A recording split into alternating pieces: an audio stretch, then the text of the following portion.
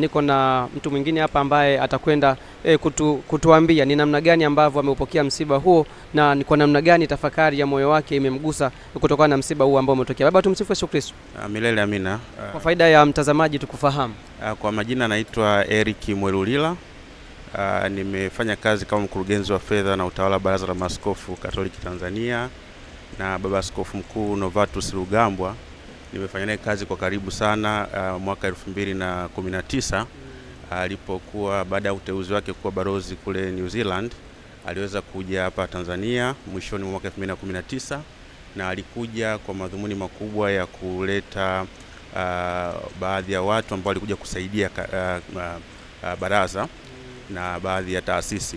Kama Baba Askofu Mkuu Ruwaichi ameongelea kuhusiana na ile shule kule Kisarawe ya wasichana ambayo ilikuwa ni initiative zake Baba Askofu Mkuu Rugambwa, lakini pia kwenye Baraza la Maaskofu katika mwaka 2019 tulifanya naye kazi sehemu kubwa ya kuangalia namna gani tunaweza tukafanya baraza liweze kujitegemea, kuwa na vitega uchumi vyake vya kuwezesha baraza kufanya shughuli zake za kiuchungaji. Kwa hiyo tulifanya kazi na Baba Askofu Rugambwa katika kuangalia namna gani vitega uchumi vya baraza yakiwemo mashamba ya kahawa kule Karatu yanaweza yakaendelezwa kuinua vipato vya Watanzania wanaokaa maeneo yale, lakini pia kuwezesha baraza kuweza kupata fedha kwa ajili ya kuendeleza utume.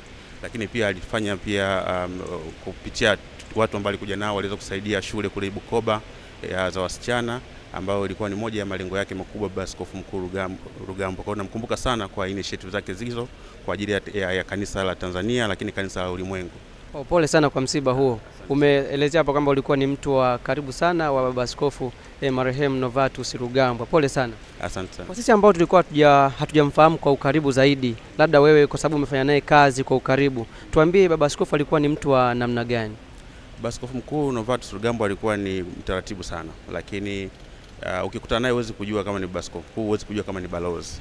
Alikuwa ni mtu ambaye aliishi kidiplomasia zaidi, namna ya kuweza kuhusiana na kila mtu, na alikuwa ni mtu ambaye anatamani kuona maendeleo ya watu wengi ambao hasa wale ambao watu wa chini wenye uhitaji. Ni mtu ambaye alitamani kuona uongozi usiwe sehemu ya kujipatia zaidi wewe, lakini namna gani ukiwa kiongozi unasaidia wale wahitaji kuwainua zaidi, na ndio ilikuwa lengo lake.